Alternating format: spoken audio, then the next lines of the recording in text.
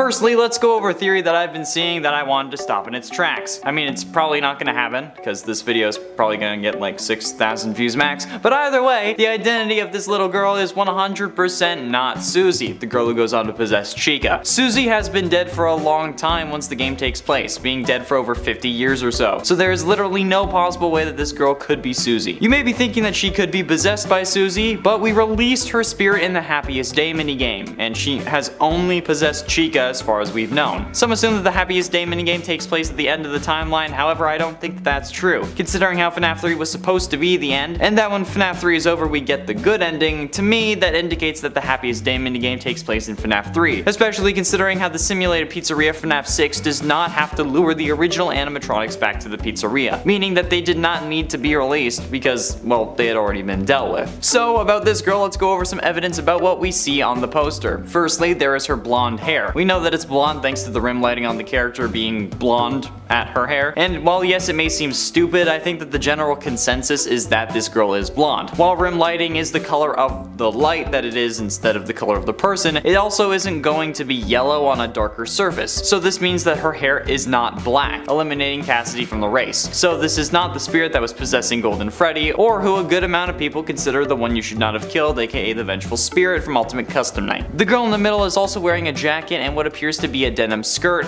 fingerless gloves, white socks, and sneakers that light up Skechers style. Hashtag not sponsored, but like Skechers, hit me up, we can probably work something out. Now this may not be out of the ordinary to any of you, but this instantly reminded me of someone from a previous game. As I did mention this in another video, Elizabeth Afton. Okay, I get that she's been dead for longer than Susie, but just hear me out, okay? See, when we were playing Sister Location, we ended up getting the cutscene where Elizabeth is grabbed and killed by Baby, turning Baby's eye color from blue to green. This outfit that this mysterious girl is wearing is nearly identical to the one that Elizabeth was wearing in that minigame, aside from the light up shoes that wouldn't be available for another decade by real world standards. However, in FNAF in 1983, they also had discs that emitted sounds that altered the appearance of things in your brain. So a couple of light up shoes 10 years early doesn't really seem like that much of a stretch. The skirt is also identical to the skirt that Elizabeth wears in that cutscene, and the jacket could easily be covering up a similar styled shirt, which could be pushing the idea that Gregory having two stripes on his shirt is definitely important. But I want to talk about the color. You see, there is no real color on this girl. Bumping up the saturation, brightness, or vibrance actually shows that this girl is drawn in black and white. Have you ever heard of the saying, lack of evidence is sometimes itself evidence? Like maybe you're dealing with a professional killer, or that these thieves are overly cautious. Well, I think that this is a similar situation.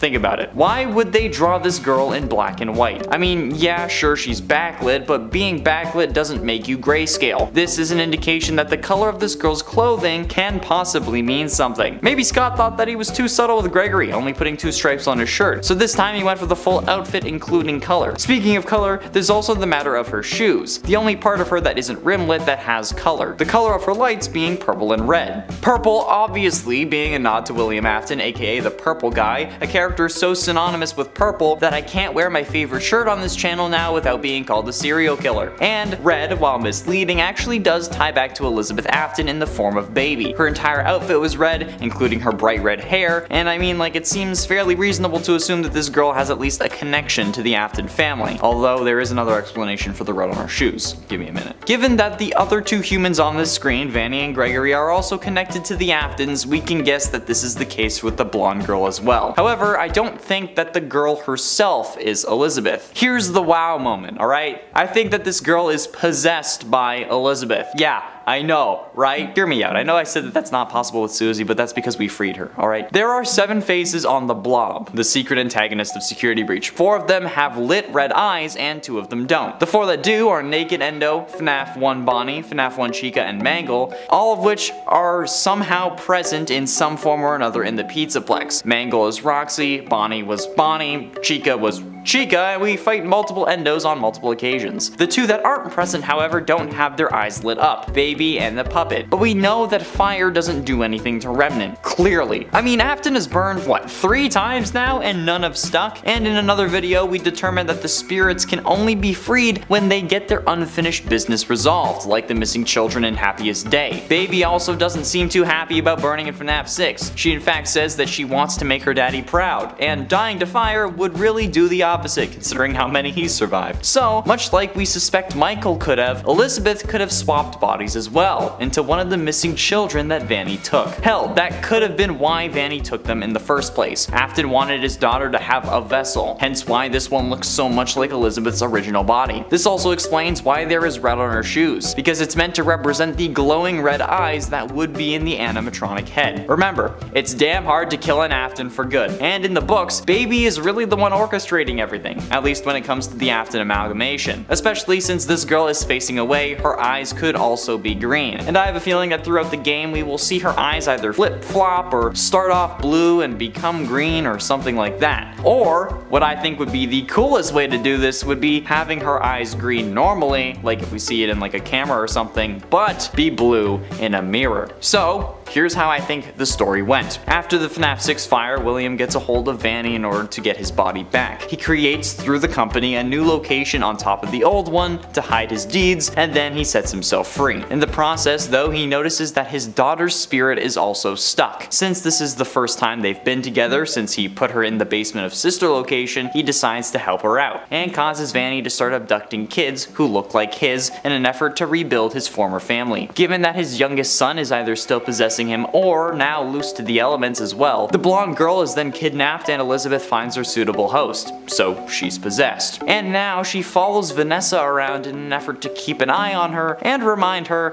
that Afton is always watching. She starts manipulating her through encoded chats and messages, and hacks the FNAF AR animatronics to cause them to malfunction, and gets Vanessa promoted to security guard to keep an even closer eye on her. As a part of her observations, she starts therapy just like Vanessa does, and despite her telling the truth about her family history, it doesn't line up with the girl that she's possessed. Hence the one therapist calling out Client 46 for it, and her explanation about what happened to her family seeming to lack emotion, since after all she watched it happen as Baby instead of experiencing it as an actual child. After the collapse, she is either brought back by Afton requesting help with himself, or possibly also to help secure the vessel for Crying Child, who escaped along with a Michael possessed Glamrock Freddy. To me, this seems like a game about reuniting. Reuniting with lost brothers, lost hope, but most of all, reuniting a family. The Afton family. After all, we have all the characters now. The misguided father whose misdeeds cost him everything, his loyal daughter who wants to see her family back, the mother who now agrees and is a part of the father's plan, even if unwillingly so, and the sons, one too scared to do anything, and the older brother who helps him beat the circle that their father created, who rights their wrongs and makes up for their family's sins. What do you think?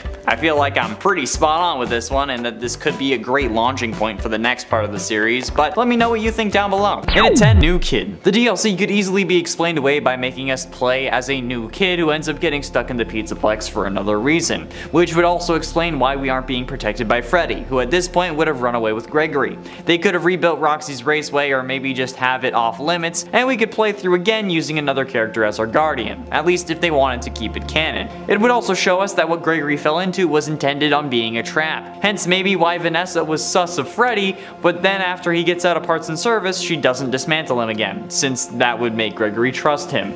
This could have been how all the children went missing, and this would have shown us that, but Gregory was the first one to make it out alive.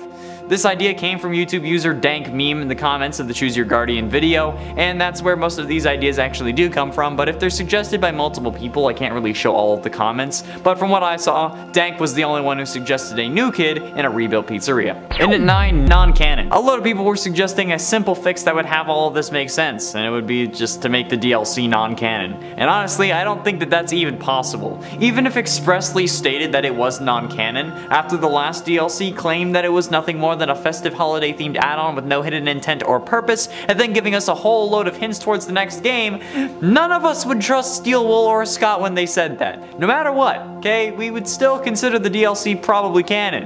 And maybe that's something that we could actually deal with, since after all there is only one true ending to the game, assuming this doesn't take place before or after the story and we still play as Gregory in the game. So maybe this would actually still be possible, but any endings we end up getting wouldn't be the true ending still. And maybe the true ending would be impossible to get without Freddy.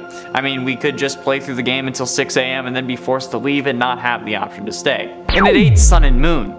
Multiple people were also saying that if this was a thing, they would want the Sun or Moon animatronic to protect them, which is just a whole new level of trauma. Like, that thing needs like a talking to by Chris Hansen or something, cause it's a creepy. Like the fact that he will actively pick this 4-year-old sized kid out of a ball pit and then keep dragging you back to the same spot so you can't leave him is just a whole new level of crazy. Like, I get that he's an animatronic and he's not really capable of being a pedal bear, but like, come on. You have to admit, this guy has some creeper vibes, and I'm not talking creeper aw man vibes, I mean like prison predator vibes.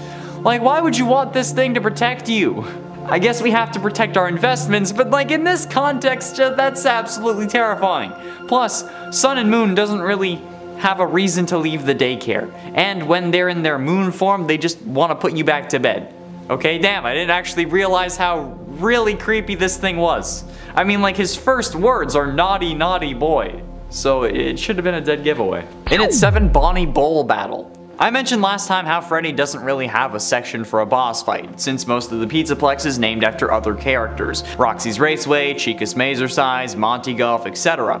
But a few commenters had the idea that maybe Freddy could have his boss battle inside of Bonnie Bowl. I'm guessing because he was mourning the loss of Bonnie. I mean, it would kind of make sense, but the bowling alley doesn't really have much of a boss arena vibe. It doesn't really have the ability to house a boss battle, seemingly. Like with Monty, the boss battle made sense, at least in Fnaf's way of making sense. But Freddy in a bowling alley? How are we gonna stop him like that? Get him to step on a bowling ball and fall backwards? I mean, it took Monty falling off a catwalk and getting smacked in the face by by a giant bucket for him to actually get destroyed. So how would a bowling alley with no net full of hanging bowling balls actually be able to help us beat him? I don't know. It's a nice idea, and I like the thought process as like an homage to Bonnie, but I unfortunately don't think it would work. And it's 6 Disguised. YouTube user Canis Rufus Lupus I like that name. YouTube user Canis Rufus Lupus suggested in the comments that instead of hiding inside the animatronics or riding on their shoulders, that instead Roxy and Chica could throw disguises over us in an effort to conceal our identity. As they put it, quote, "My suggestion was that Gregory would follow closely behind Chica or Roxy in disguise when you're controlling them. Chica would toss a cupcake blanket over the boy's head with eye holes, while Roxy would stuff the boy into a giant foam finger that says you're number one. The security robots would be blind to him," which I think it's actually a really interesting idea, and that would certainly make for some hilarious moments. Like, imagine Roxy lifting up the cupcake blanket randomly while you're just like chilling with Chica, and then boom, you're done for. But also, this would kind of defeat the whole like power mechanic that they added to kind of nerf the whole glam rock mech thing in the first place. So I unfortunately don't think that they would go with this seemingly absolutely amazingly hilarious idea. But good thinking, Canis, I'm proud of you. That's outside the box, I like it. Halfway through into number 5, post-game. Honestly, I'm fine with the DLC taking place post-game, and it would make the most sense. However, I don't want to see a post-game DLC where you can't save the entire time. And that's what I fear the most when it comes to Security Breach, okay? If we're getting a whole new section of the game, basically a new game in and of itself, we'd better be able to save throughout it, which Steelwool might see as actually compromising the intended difficulty of the post-game, so I don't know what they're going to do. I had to put it out there again. If this is going to be some post-game DLC, you need to make sure that saving is allowed, even if the save spots are only available like in the sections pertaining to the DLC while the DLC is active or something like that, because otherwise it's going to be too much of a pain in the ass to actually get through, and I don't know how many people will actually want to play it if it's that way.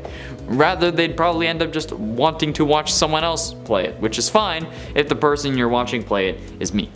And at 4, questions.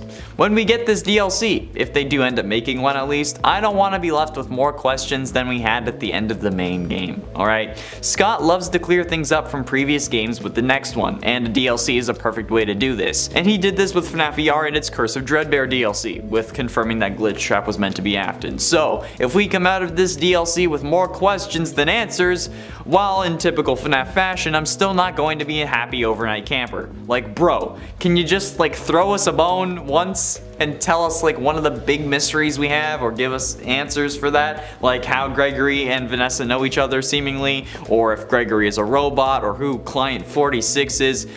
Please, just give me that instead of questions. and I'll be happy. Getting close to the end, and at number 3, time travel. Seeing a giant ball pit for the first time in an actual FNAF game that wasn't when you had to buy it interests me, alright? Specifically because of the Fazbear Frights books and Into the Pit and the story of the same name. Since in that story we see Oswald, who could travel between 2011 and 1985 by jumping into a ball pit in his local pizzeria that actually used to be a Fazbear joint. And honestly, that book being released and then the ball pit appearing in the FNAF game does not seem like a coincidence. So it could be possible that we see time travel in this DLC, especially if they wanted to relate it back to the books and the Fazbear Frights books.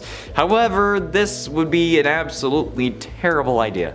Okay, I have once said that this could be a great way to change between in-game times. However, the whole day and night mechanic isn't a thing in the game. So unless they introduce that with this time-traveling ball pit, or one of the ball pits being able to time travel, it would be a bit much. And honestly, it would probably ruin the DLC, if that's the thing. So if you're gonna make like a day as well as a night, then okay, I'll allow it, but if you're not introducing that, there's no point in a time-traveling ball pit. And ultimately, in at number 2, more Pizza Plex. Okay, so the Pizza Plex is already pretty damn big. It's confusing to get the places you need to go. There are a couple shortcuts, but it is still difficult to get to certain places. I personally end up going probably the most complicated ways to get back to the main atrium and the like, because I can't be bothered trying to find my way around. But going through the Rockstar row vents to get down to parts and service through Roxy's room is the one way I know works. However, adding more sections to the already confusing Pizzaplex could do more harm than good. And when it comes to something like this, you can't really add a different world space unless you make the story way too complicated. With something like Skyrim, the Forgotten Vale and Solstheim makes sense. However, with FNAF, you can't really have a whole separate area because the whole game takes place in a Pizzaplex and not a specific province of a whole established world. So more Pizzaplex, while potentially making sense, could end up being counterproductive, especially depending on where we need to go. Maybe use spaces that we've already been in, or add fast travel. And finally, in at number 1, cash grab. The biggest concern that I have with a security breach DLC is the possibility of the DLC just really being a cash grab. And while most DLCs could be considered cash grabs, it's really a risk with FNAF in general, especially being new to DLC, like they only have had like one. And like previously mentioned, the confines of the Pizzaplex. If it was something simple like mini games or multiplayer possibilities, I could see it, but the game was already $50. Add on to that the $25 or so that the DLC would run for, and you have the price of some of the highest end games, especially new games. So if there isn't enough content to justify that, I'd be worried about the future for the series, especially since we don't really know the motivations of the person taking over next, because we don't know who is taking over next. It's a slippery slope with a cash grab DLC, and honestly, if there's not enough content or mystery to justify the purchase, I'm probably not going to be purchasing it, despite being a FNAF tuber at this point. Yeah, that's what my life has come to. God damn it. Last time I came to the conclusion that this mysterious girl is one of this round's missing children that got possessed by Elizabeth. And while I do still firmly believe that, this got me thinking, who else could it possibly be? We asked you loyal subscribers on a community post, and the overwhelming conclusion was that the majority of you are wrong. Okay, just kidding. A lot of you though seem to think that this could be Vanessa as a ghost. And despite the fact that Vanny's eyes are on the poster, I think that you might actually be onto something. So let's talk about it. Although I just need to put this out there, the identity of this little girl is 100% not Susie, the girl who possesses Chica, okay? Susie has been dead for a very long time when this game takes place, being dead over 50 years or so, and while that doesn't really matter in the context of FNAF, there's still no way it could be. You may be thinking that she could be possessed by Susie, but we release Susie's spirit in the Happiest Day minigame. Some assume that this takes place at the end of the timeline, however I don't think that's true, considering how FNAF 3 was supposed to be the end, and that's when FNAF 3 is over and we get the good ending. So to me, that indicates that the Happiest Day minigame takes place around the time of FNAF 3, especially considering how the simulated pizzeria from FNAF 6 didn't have to lure the original animatronics back to the pizzeria, meaning that they did not need to be released, because they had already been dealt with. So in regards to this theory, the first thing I need to disprove is that it's impossible, since Vanny's eyes are in the corner. But just because we see some faded eyes, it doesn't mean that a spirit cannot be separate from a body. I mean, look at Afton, for example. This man was code that possessed a human while his body was stuck in an underground pizzeria. So there is a precedent for their body being around without their soul. The issue in my mind comes around when we see that since Fanny's eyes are glowing, her body is operational, which kinda shoots this theory between the eyes until you remember that there are multiple things possessing Vanny's body. One version of Glitchtrap's code and then Vanessa herself. So we can go one of two ways with this now. The fact that Vanny's body may solely be Glitchtrap now, or the fact that Glitchtrap is still operating in Vanessa, but Burntrap is also Afton. He's back as Afton, okay? Either way, there are two versions of Afton in operation right now. One of them is coded and the other is possibly not, but we can't really be sure. And William isn't the only person to have a coded version. I mean, remember Princess Quest? The game designed to keep Vanessa at bay while William wreaks havoc as Vanny? I mean, the Princess Quest ending, otherwise known as the best ending, is the only ending to have 3 stars. It had some significance, but what? It's a question we've been asking ever since Security Breach ended. Another one is what happened to the Princess Quest game machines located around the Pizza Plex. It seems reasonable that at the very least the one in Roxy's salon was destroyed, and if the Pizza Plex is in ruins, then the others must have been destroyed too, right? Well, if that is the case, what happens to Vanessa's spirit? Like, is it released or does it fade away into nothing? It's not fading away, not with unfinished business still afoot. The spirit of Vanessa had to go somewhere, but where could it go? Well, this could be some random girl that Vanessa just grabbed off the street or that was walking by, or it could still be one of the missing children that was trapped in the building. Either way, whoever they are, it's really of little consequence if this is really Vanessa possessing them. Okay, the only thing that matters in this context is that Vanessa's possessing them, not who the kid is, I'm guessing. The precedent is set in this universe where one person can possess multiple things if one version that is possessing something is coded and the other is a spirit. So this is definitely possible. The character on the poster is also actually completely grayscale, aside from the rim lighting thanks to her flashlight and the color of her lights on the shoes that she's wearing. These are also colored purple and red, colors that in this game specifically are linked to William because it's purple. I mean, I can't even wear a shirt on this channel now without being called the purple guy. So yeah, purple equals Afton, Burntrap, William, whatever. And then Vanny with her giant glowing red eyes are also on this poster, okay? It's like they wanted us to make this connection. But if they wanted us to make the connection, does that mean that this is all intentional, or is it mostly just a red herring or MacGuffin to keep us away from the real story?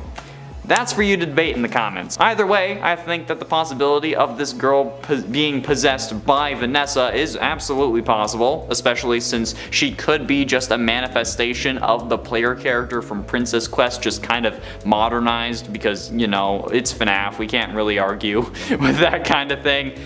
Which I'm sure would make a lot of people mad if that is the case, because everyone thinks that the girl from Princess Quest is Cassidy or Golden Freddy, but that's not canon because that name was scrapped from the files, okay? Someone at Steelwell may just have not known the significance of that name and like named the character after their daughter or something, or after a sister or whatever, okay? So no way to be sure, but that name has been confirmed as not canon, so what do you think, okay? I mean, the majority of you did think that it was Vanessa in the community post, but what do you think after watching both of these videos? Okay, be sure you let me know down below, and if you haven't seen the other one, okay, the link will be at the end of this video for you, because that's just the kind of generous, beautiful, exotic, absolutely befuddling human being that I am. I'm also very humble. I'm still banking on the Elizabeth train, but it really depends for where they want to go with the series next. Like, they could go Invasion of the Body Snatchers and get Vanessa to claim her body back,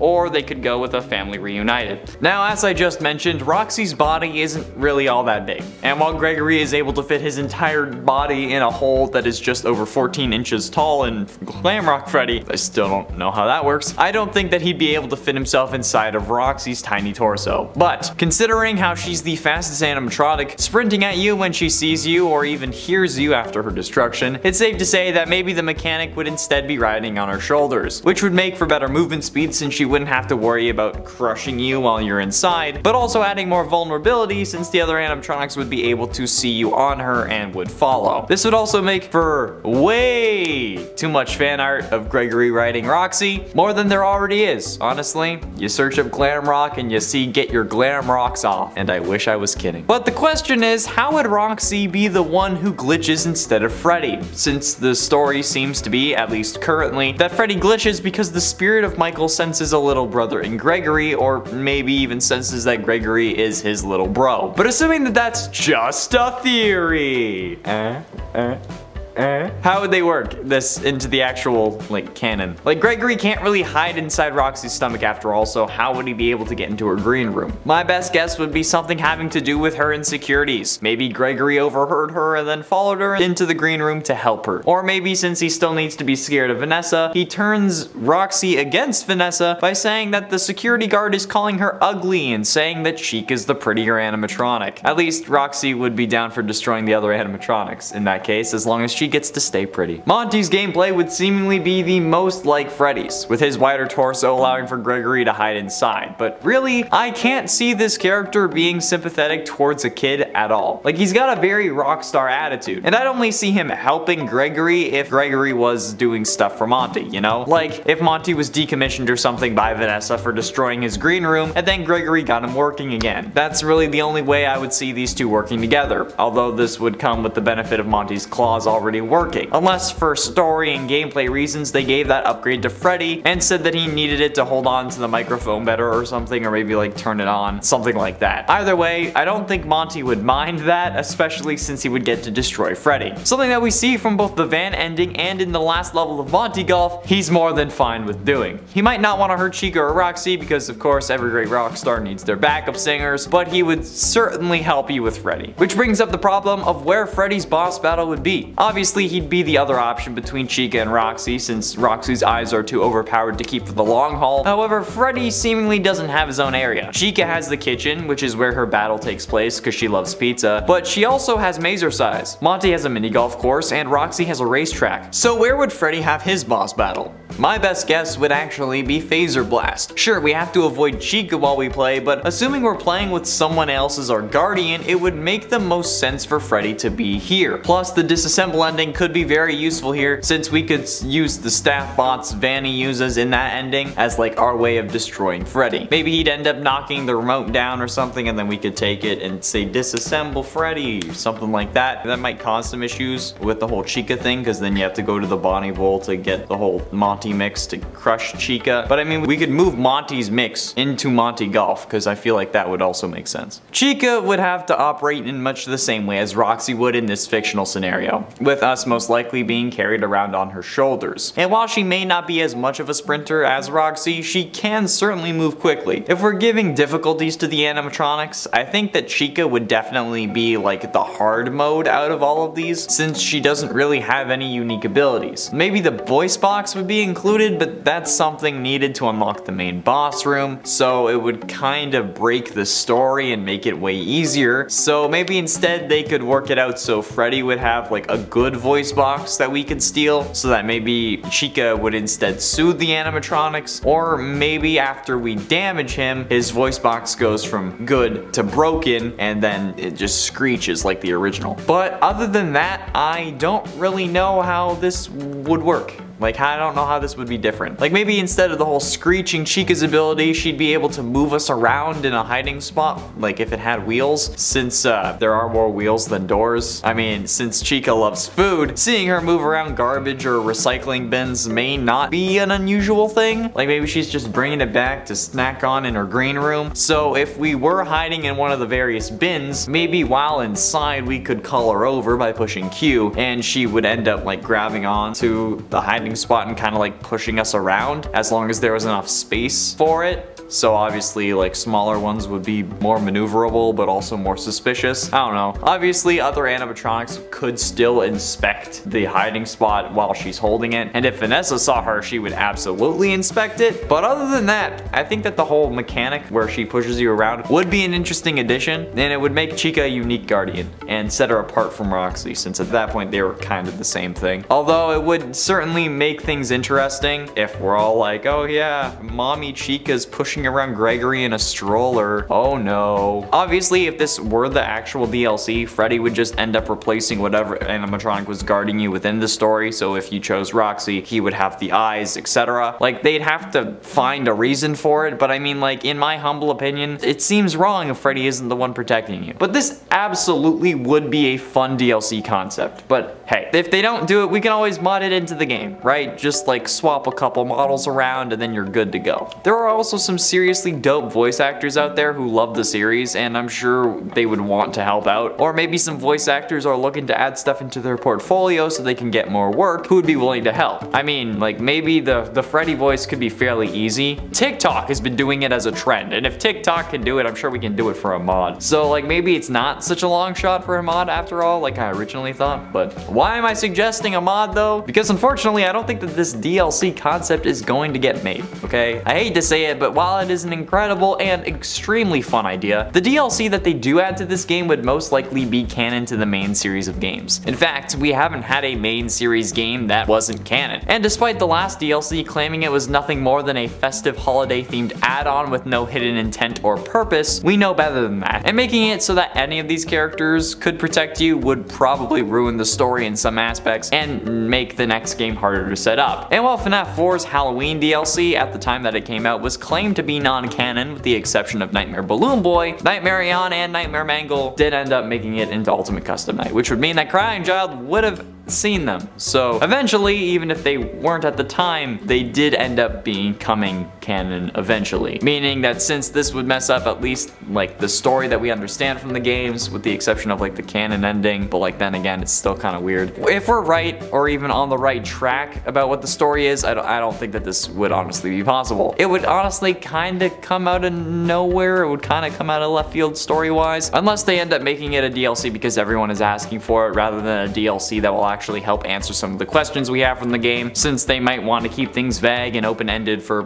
whoever is taking over next. But I guess then again, we'll see when they announce a DLC, if they announce a DLC. I'd still prefer a daytime mode though, or even secure and neutralize from the DLC top 10 list. And at 10, repaired animatronics. Considering how the whole point of the game was to destroy these animatronics so that we'd end up wasting enough time for the doors to open, repairing the animatronics in this DLC for whatever reason it might be would be a huge disservice to the game. Like, yeah, you might need them for something, but if that's the case, you shouldn't have to have them repaired. Plenty of different sections in the game use both destroyed and repaired animatronics depending on how you've completed the story. If you destroyed Chica and then go to Phaser Blast after the ending, you can end up having to dance around a destroyed Chica. So forcing repairs on these animatronics just destroys what we spent the entire game doing. We did it illegally, but also considering how the game is past 6 AM and will always be 6 AM no matter how long you play at that point, you can be fairly certain that they would not be able to repair the animatronics in time. And at 9, meaningless collectibles.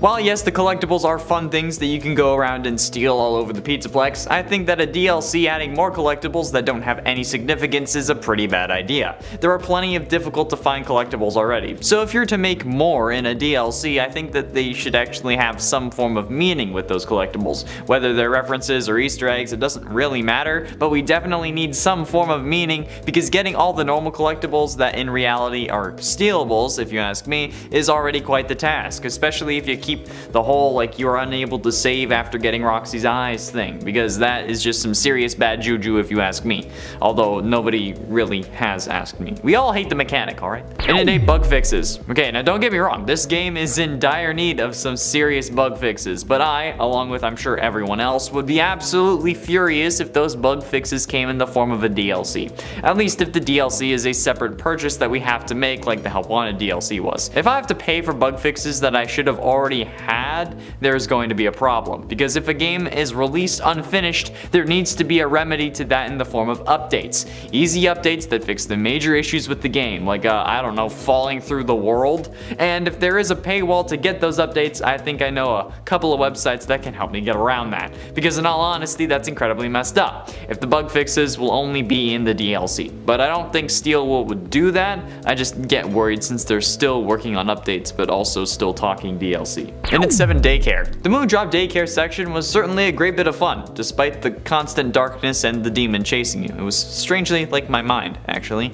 However, while this section was certainly fun and one of the best moments of the game, I don't really want to repeat it. It took me so long to do properly the first time, so any reason to have to go back into the daycare, whether it be because we dropped something or whatever other reason they'd come up with, I don't want to do it. Do not send me back to the goddamn daycare, or I swear to God. Like, it was fun the first time, but I'd rather not spend another 3 hours nearly ripping my dick off trying to find another generator. I don't want to deal with the daycare attendant at all, if that's possible. Just the fact that the first line as Moondrop is naughty naughty boy, it puts me on edge. Especially for a kid who's like the size of a 4-year-old. Not in real life. I'm taller than a 4-year-old, I hope. Like, okay, look, it's just setting off all kinds of radars, alright? And it's 6 post-credits. While yes, I said another ending would be nice in another video, having any post-credit scenes should really be saved for the next full game. Especially since we don't know where the next IP owner will be going with this series. So I'd like to leave the endings where they are. And any DLC should take place before the game starts or after 6 AM hits, since 6 AM seems to be the most logical time for any serious change to happen, since employees would be starting to come back and prepare for the day. So things like additional areas or attractions opening would make sense. Basically, the daytime protocols would activate. Or it could be like a DLC starts if you go to the main stage when Vanessa asks you to when you're trying to leave. When you're trying to get to the main doors while the daycare attendant's chasing you and she says, oh, come to the main stage. Yeah, that could do that. And it could start like a whole new story kind of mission with, wait for it, autosaves. That would be amazing. Someone in a recent video also mentioned that there's unused Freddy voice lines that say that the stations got hacked. However, firstly, that means nothing since it's unused, therefore it's not canon. Secondly, it still makes no sense, because if he's able to escape, why have the saved stations? Like, why hack them at all? It doesn't really make sense unless you want to screw with the business, since in the world of the game, the save stations do nothing for Gregory. They only help us in the game sense. Do you get it? Halfway through into number 5, Guardian Vanessa. The idea that Vanessa could be your guardian is interesting, but considering how she is also the main antagonist, you'd be left alone for various parts of the game, which I mean is already the case with Freddy since he can't enter places like the West Arcade, but since, thanks to the CDs at the end of the game, we know that Vanessa knows there's something going on with her and that she knows Glitchtrap is watching, I don't really think that she'd try and help us in any scenario. Like, hell, if she was really trying to do her job, she would have opened the gate at the beginning of the game and then went on the intercom to tell us to get the f*** out. Plus, she locks us in the lost and found room, or security room, or whatever it is, knowing full well that her other half could take over at any moment and come after us. And look what it does. It takes over her and comes after us. She also says that she called the cops, but she clearly didn't. So I don't think Vanessa would be down to help us, unless she was doing it to try to be selfless when she's being controlled. But even if she was, Afton could take over and then just grab you instantly, so... And at 4, Custom Night. An idea brought to us by commenter Barbarian Goose. Quote, if anything, Steel Wool should add a custom night where you choose your guardian as like a little fan service with the main DLC. And I think that this could be a good idea. Not making the DLC revolve around that, but maybe making a small section where you play as another animatronic guardian. Or, but maybe they each get you out before the doors close at 12, or something similar so it wasn't the full game again, because if it is the full game, it's not a small section. Because if we're being honest, like having to do this again for the whole game would be an absolute nightmare, and they already released the main game unfinished. So I think that a small section of story without the open world thing would be a nice way for fans to understand what would happen to the story if the various characters were our guardians instead of Freddy. Or maybe even as like a nightmare segment or something. Like if you choose to leave the Pizza Plex at the end, instead of just getting killed by Vanny, we'd also have a nightmare about if one of the other animatronics was guarding us. Maybe maybe an unplayable cutscene or a small playable section, just to make the fans who want this idea to happen happy. But again, it would increase the whole Gregory writing Foxy art just a little too much in my eyes. Getting close to the end, and number 3, Phaser Blast battle. While some people were saying that Freddy's boss battle would be at Bonnie Bowl, others suggested a battle at Phaser Blast. There, you happy I said it right for once, but I like saying Phaser, so leave me alone. Which does kind of make sense, since it's seemingly the only location aside from the Pizza Plex itself to really be connected to Freddy directly. And while you do have to go there for the story as well, I guess it's possible that they add a boss battle in here instead of playing the normal Phaser Blast game. Like, you know, like how they had it when like Chica was running through there, but instead this time it could be Freddy and we had to handle him. It wouldn't be as awesome of a fight as Freddy would really deserve, but it would kind of make sense given that it would really feel like the animatronics were trying to stop you. But it would really make one section of the game easier, just like if this battle was in Bonnie Bowl. Since we have to go here for the story, getting the Phaz camera would just be easier in the long run, since it doesn't end up in a boss battle. In my opinion though, the Phaser Blaster is better, so maybe it would be a way to balance the game easier. And number 2, character endings. I feel like the concept of additional endings was already obvious, but I did see multiple comments suggesting character-specific endings, which makes a lot of sense. I mean, in the end, there would still only be one canon ending, so maybe this kind of DLC wouldn't really do much harm. But with everyone reading into everything so much, I still think that this would cause more problems than it solves, like I said earlier. However, the character-specific endings, while not being the canon ending, could help provide more insight into the canon of the actual story. Like if Monty's ending revealed a bit about what happened to Bonnie, or if Roxy ends up breaking down emotionally or something. I don't know how she contributes to the main story. And I think that Chica's ending would just be her getting all the pizza of her dreams. And of course, having me by her side, the man of her dreams. I don't know why all of you are suddenly like so for Roxy, but Chica's my main girl, and I'm not letting anyone take that away. Not even you, narrator, alright? You guys can have the self-centered, egocentric Roxy, because that's not the Afton virus doing that. That's just the personality of the animatronic. So you can deal with someone who loves the mirror more than they love you, and I'll be with someone who loves pizza just as much as I do. It's called priorities, okay? And finally, and at number 1, Roxy's hair. Now, an overwhelming amount of comments were saying that Gregory could hide in Roxy's hair instead of chilling on her shoulders. But they didn't know how he would hide in Chica. So I figured it was a worthy number 1 spot. I mean, like, Roxy does have long hair, right? Well, yes, but the thing is, I see multiple issues with this that just make this idea seemingly impossible to me.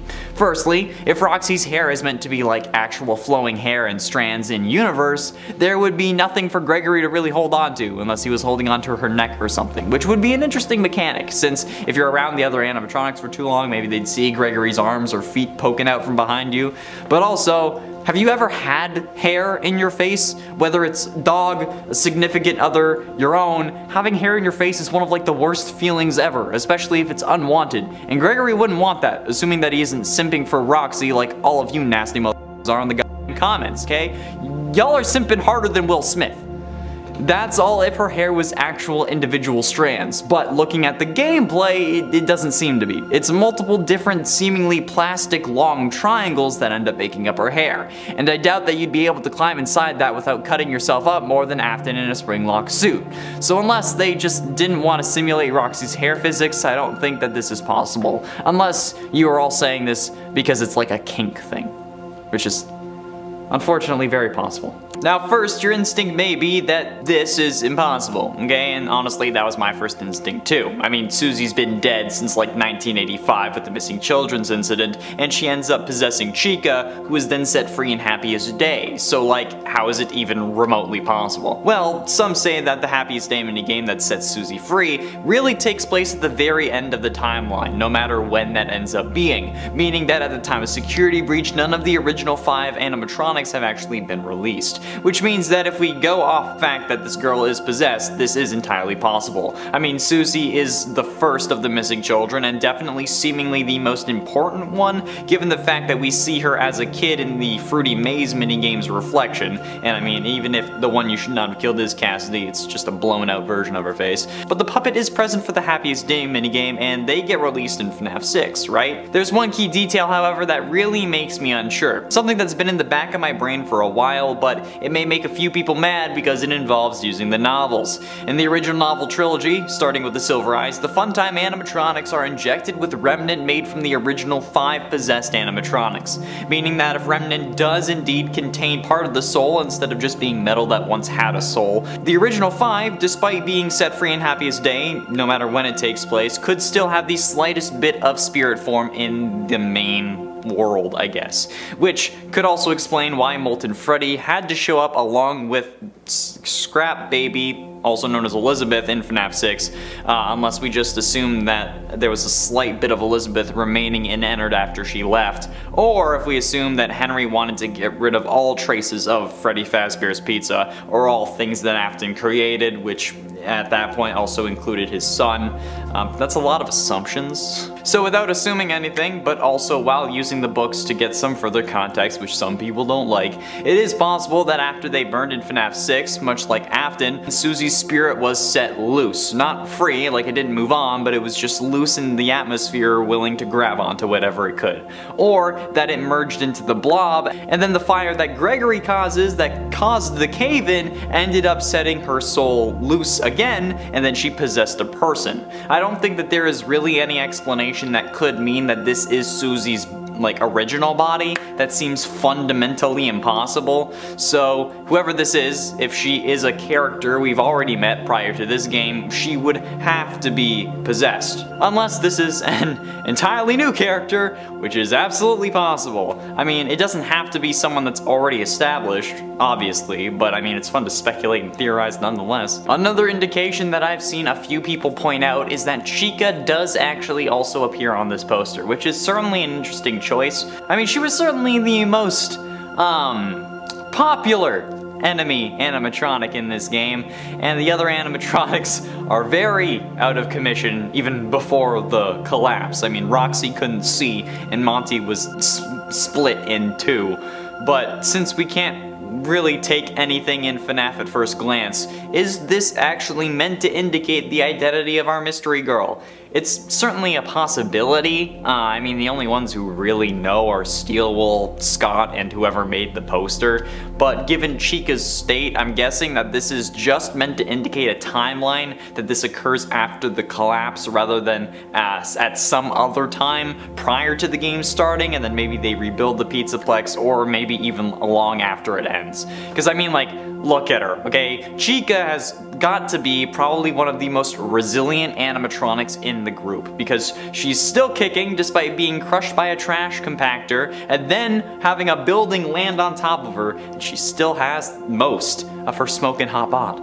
Some of it was removed, some of it was cracked, but her face also has seemingly melted, possibly due to the fire we were using to kill Burn Trap, or maybe it's just because like a fire started in the kitchen when the building collapsed, and then she thought that it was just really hot pizza. I don't know. She's also lost the lower half of her left arm, her left, not your left. Remember that, I've made that mistake. And she's also lost her right leg warmer. The casing on her midriff and right arm is gone, but other than that, she is still fairly intact. Her endoskeleton is, at the very least, especially compared to Monty. Also, interestingly enough, only Chica's white face melted, meaning that it looks like someone spilt frosting all over her face. Yeah, I guess that takes the term busted to a whole new level. But other than that, there aren't really any connections between her and Susie. Probably the most resilient animatronic in the group because, again, she's still kicking. Susie was possessing the yellow Chica, so I feel like this Chica being white is meant to show us that this is not going to be like the same sort of situation. So I don't think that relating this Chica to that Chica or this Chica to Susie is really logical in this case. I think it's a bad idea, okay? No, I guarantee you that this is not going to be Susie, and if it is, I'm going to quit Fnaf.